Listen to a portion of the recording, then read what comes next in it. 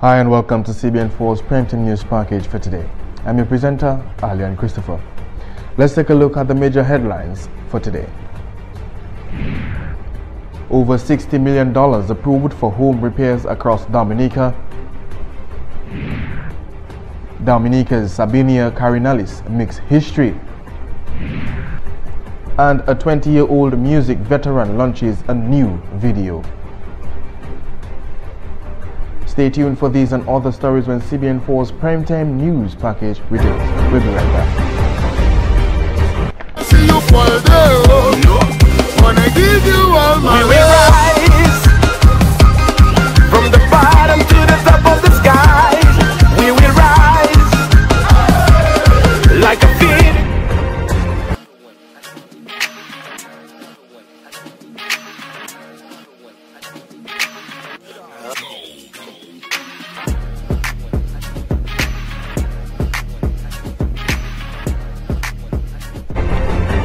Welcome back.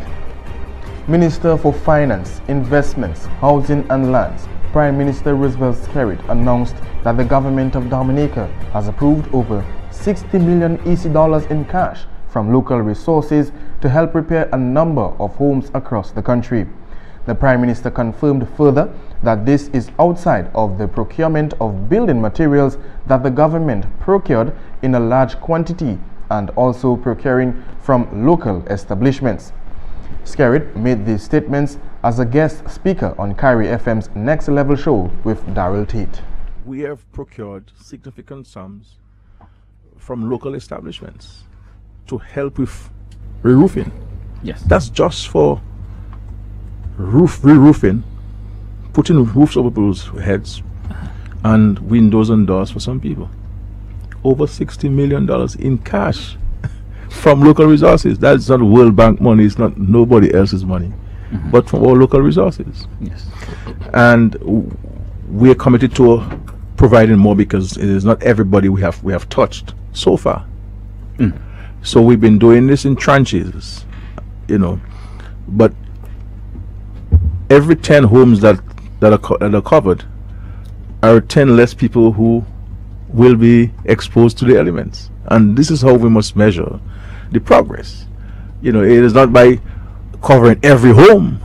It is by having interventions that are consistent and that are placing people in a better situation now than they were after the hurricane.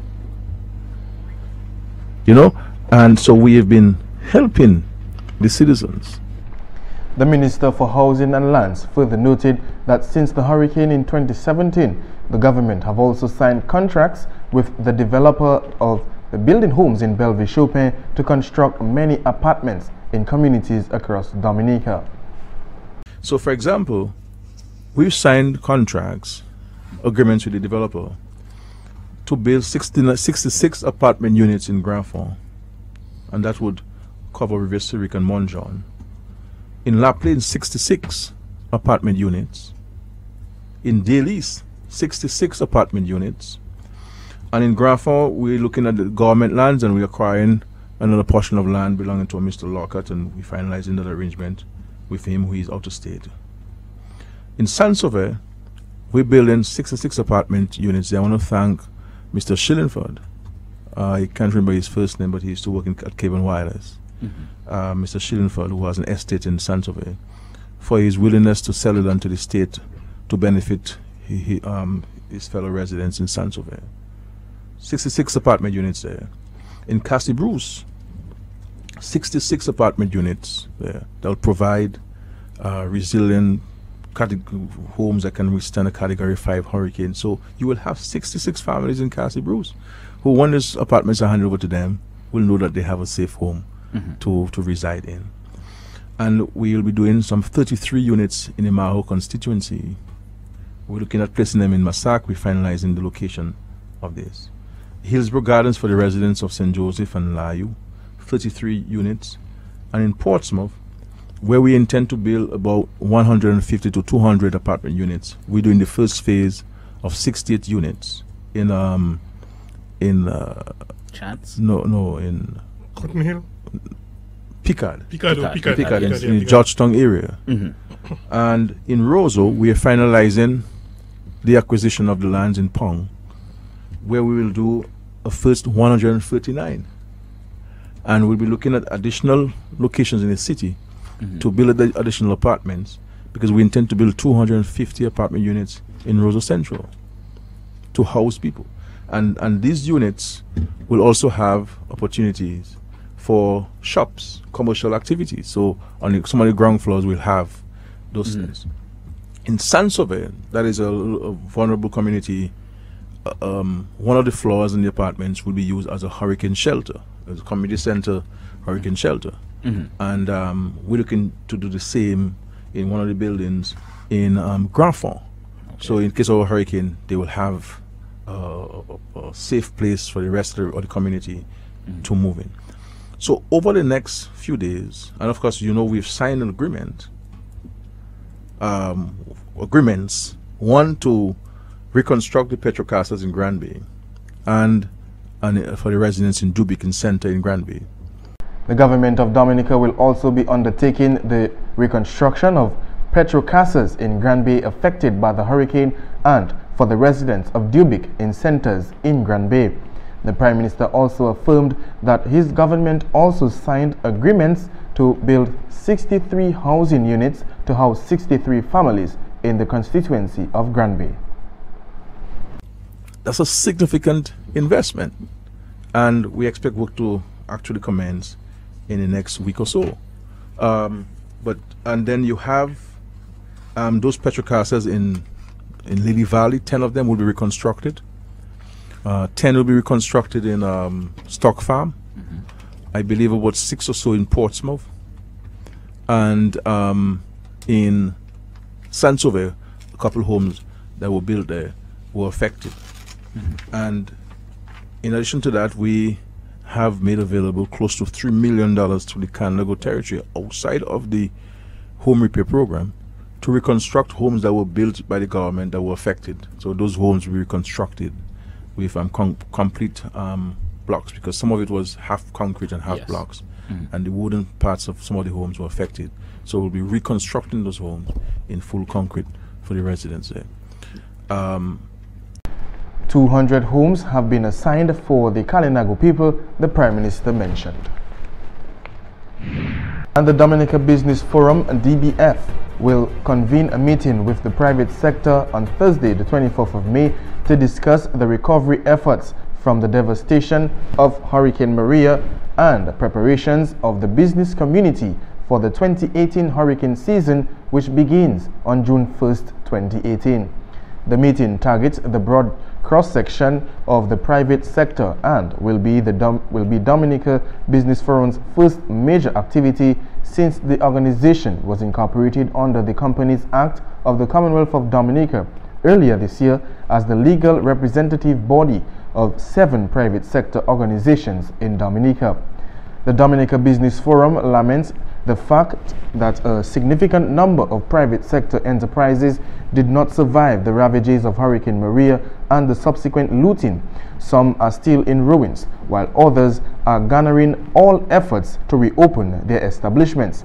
In preparation for the 2018 hurricane season, the Dominica Business Forum will take a proactive role in sensitizing the private sector on the importance of safeguarding their investments, and this regard met with the leadership of the Commonwealth of Dominica Police Force to discuss the concerns of the private sector and to seek conscious dialogue with the police aimed at preventing a reoccurrence of the breakdown of law and order after Hurricane Maria, from which the private sector suffered millions of dollars in loss, which resulted in the loss of jobs of hundreds of employees.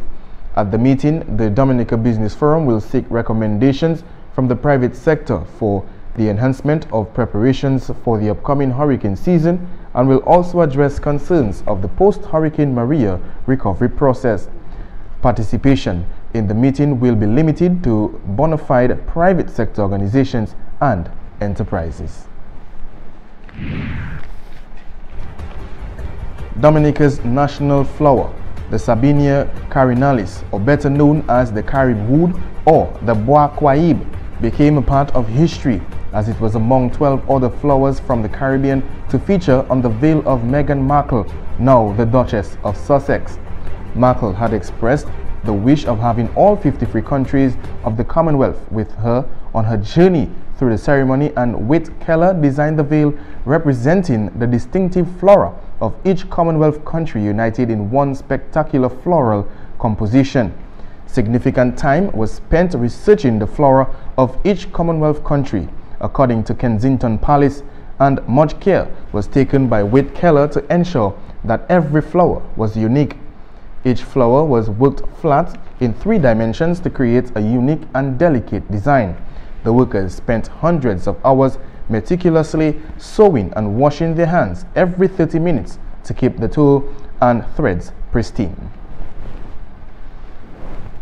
And stay tuned, we'll be back with more news right after the break.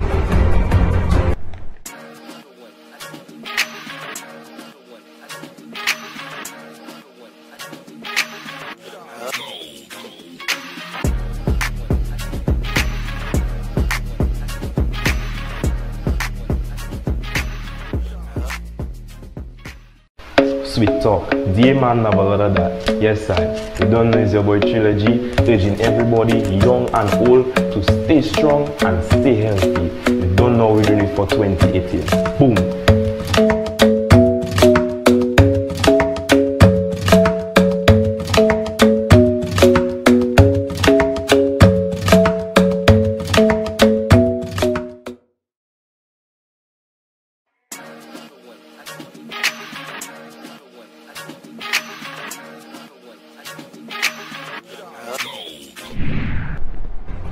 Welcome back.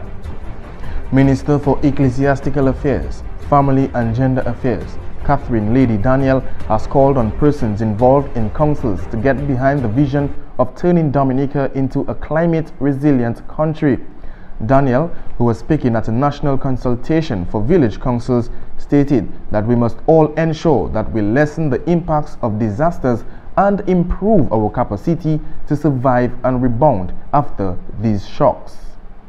For you at the community level, for you chairpersons, councillors, clerks, DDOs, the question is, what role should you play in that rebuilding process?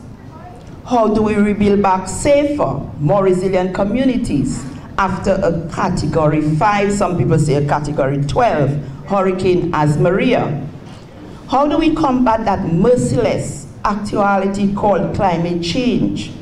Some of the weather events which affect us occur outside. She further mentioned that some of the weather events occur outside of the hurricane season, which means communities must be in a state of preparedness at all times, with great emphasis on resilience. And this week will be observed as Oral Health Week. This year, the dental unit within the Ministry of Health and Social Services will be observing Oral Health Week from May 27th to June 1st under the theme Educating and Advocating for Optimum Oral Health. Oral Health Week is aimed at promoting good oral health practices through outreach and educational programs. In this regard, several activities have been planned. Oral Health Week will begin with a church service on Sunday, May 27th at the Truth and Grace Fellowship Global on Independence Street near the Roseau Public Cemetery. On the 28th, there will be an outreach at the Castle Bruce Health District and an address by the Minister of Health and Social Services on that very same day. The activities continue on Tuesday, May 29th with an exhibition at Jolly's Pharmacy and a district outreach. On Wednesday, May 30th is a clinical day at Salibert, and on Thursday, May 31st, there will be dubbed as an outreach day. And also in the news, a 20-year-old musical veteran, the Triple K Band, have launched its video for its 2018 single, Still Standing. The Triple K Band is a staple in the bouyon music industry here in Dominica and has embodied the resiliency and tenacity of Dominicans who are on the path to even greater prosperity. Still Standing, a mega hit during Dominica's 2018 Carnival celebrations, ripens the vigor of the persons adversely affected by the passage of the many hurricanes and storms, especially during the 2017 hurricane season. Filmed on location in the fast rebounding scenic communities around Dominica and the region. Still Standing, the official video was directed by Dwayne Skerritt and proudly supported by some of our many corporate sponsors across Dominica. The tragedies have strengthened the survivors to display their blessings and show the world that we are all still standing, which is so ably captured in this exciting and descriptive video. See you fall down. Wanna give you all my We will rise from the bottom to the top of the sky. We will rise like a phoenix from the ash. We will shine. We will rise. We alive. We survive. Whoa. Realize, yeah, we're still right here. We gotta make the whole world know. We still standing. St. Thomas, St. Martin, Antigua. What da. We still standing. Trinidad, New York, England, Marseille, St. Lucia. We still standing. Like a cock at 4 o'clock. Solid up on the rock. Above all this is on. And that was the video of Still Standing by the Triple K Band. And that takes us to the end of today's Primetime News package. On behalf of the entire CBN4 team, I'm Marlon Christopher saying thank you for watching and do join us again next time.